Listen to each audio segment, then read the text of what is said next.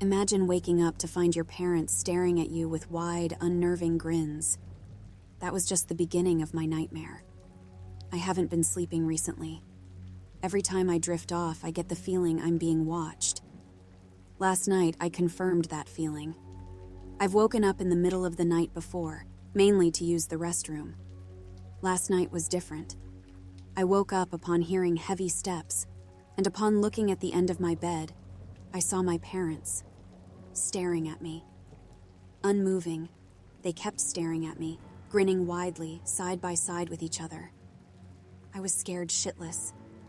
Then, after my breathing went down a bit, I shakingly asked a question. "Mom? Dad? What are you guys doing here this late?" My mom raised her finger to her mouth, shushing me. My dad moved to the side of my bed, pulling out a needle. Before I could move or fight it, the needle went into my arm, and my eyes turned heavy. I then woke up to light shining through my blinds. That was a weird nightmare, I thought, but what was weird was my whole body felt weak. I realized that my left arm felt sore. I looked down at my left arm and noticed a tiny red mark. To say I was beyond shocked and scared is an understatement. My own parents broke into my house and injected me with something. I was hurt, but also I wanted to know why. So I got dressed, grabbed my keys, and left for my parents' house. They lived 15 minutes away from me, so it wasn't a long drive. When I arrived, my dad's car was gone, but my mom's car was still in the driveway. I parked in my dad's spot and went to knock on the door. My mom opened the door. She was surprised but excited to see me. She invited me in, and we went and sat down in the kitchen. "So what brings you by? How's work, Hone?" "Why were you and Dad in my house last night?" I said. "What are you talking about, Danny?" "I saw you and Dad, at the edge of my bed, watching me sleep, and Dad injected me with a needle." I went to show her the red spot on my arm, but it was gone. "I'm sure you just had a bad dream, probably from working too hard at work." After a little more talking, I left. I had to get to work, and I started thinking maybe it was a dream after all. I was known to jump to conclusions, even if they didn't make much sense after all.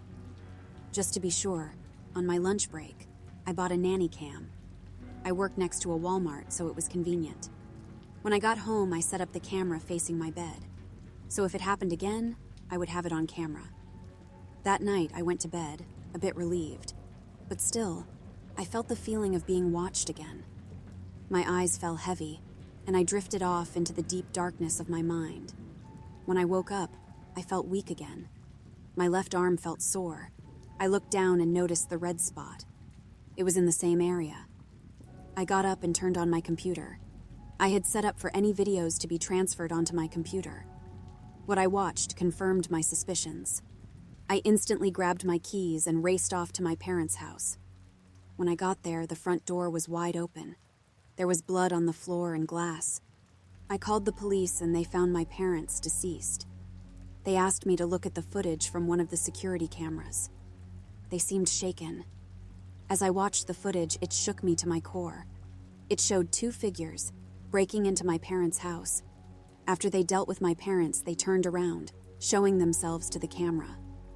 They looked exactly like them. My parents. Then the video cut.